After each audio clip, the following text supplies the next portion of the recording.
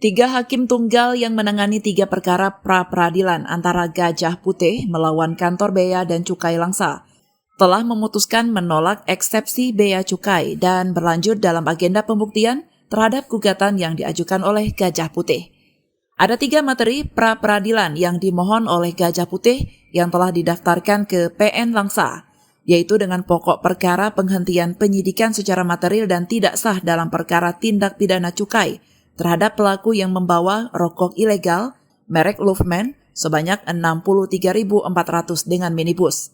Selanjutnya, penghentian penyidikan secara material dan tidak sah dalam perkara tindak pidana cukai terhadap pelaku yang membawa rokok ilegal merek Luffman sebanyak 2 juta batang dengan truk.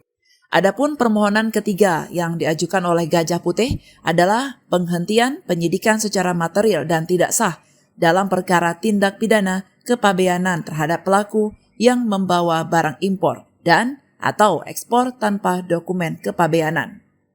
Direktur Utama LSM Gajah Putih, Said Zahir Syah mengatakan pihaknya sangat optimis dan yakin terhadap persidangan-persidangan selanjutnya. Dan ini merupakan salah satu pembuktian agar terungkapnya fakta-fakta di persidangan. Telah memutuskan untuk menolak eksepsi BCK. Artinya sidang harus dilanjutkan untuk agenda pembuktian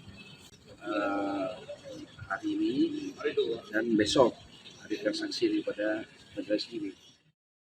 Sementara itu, kuasa hukum Bea Cukai Langsa Muhammad Iksan menyebutkan bahwa pihaknya menghormati keputusan dari majelis hakim dan akan membawa bukti-bukti ke persidangan selanjutnya.